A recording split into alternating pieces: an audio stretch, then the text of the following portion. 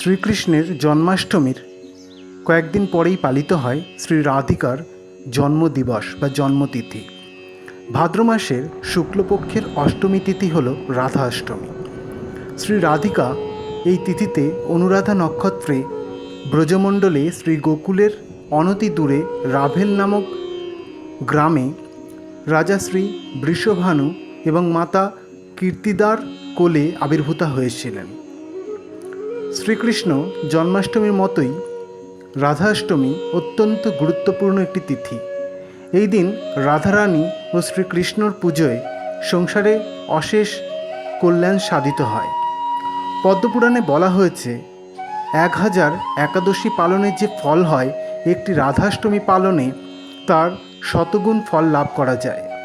কোটি জন্মের অর্জিত পাপরাশি রাধাষ্টমী ব্রত পালনে বিনষ্ট হয় এবং সুমেরু পর্বত সমান সোনা দান করলে যে ফল হয়, একটি রাধাষ্টমী ব্রত পালনে তার শতগুণ অধিক ফল পাওয়া যায়।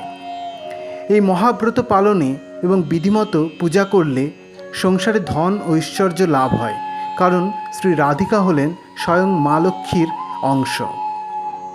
তাই কিভাবে ব্রত পালনে শ্রী রাধিকা তুষ্ট হবেন এবং আপনি আপনার জীবনে অপার ঐশ্বর্য লাভ করবেন, তা জানতে সম্পূর্ণ ভিডিওটি দেখুন শুধুমাত্র সনাতনী ভাবনায়।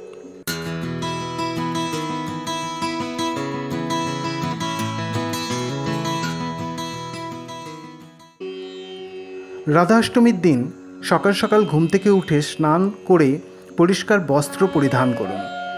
সম্পূর্ণ উপবাস থেকে শ্রী রাধাকৃষ্ণের মূর্তি বা ছবি পঞ্চামৃতে অভিষেক করিয়ে শৃঙ্গার করান। শ্রীকৃষ্ণকে চন্দন এবং শ্রী রাধিকাকে কুমকুম এবং বস্ত্র নিবেদন করুন। ফুল ফল নিবেদন করুন। শ্রী রাধিকাকে এই বিশেষ দিনে 8 রকমের ফল নিবেদন করুন। যদি সম্ভব হয় তাহলে 8 রকমের ভোগও নিবেদন করতে পারেন। 8 রকমের ভোগ নিবেদন করে শ্রী রাধিকা এবং অষ্টসখীর নামে একটি করে ফুল দিয়ে পুজো করুন।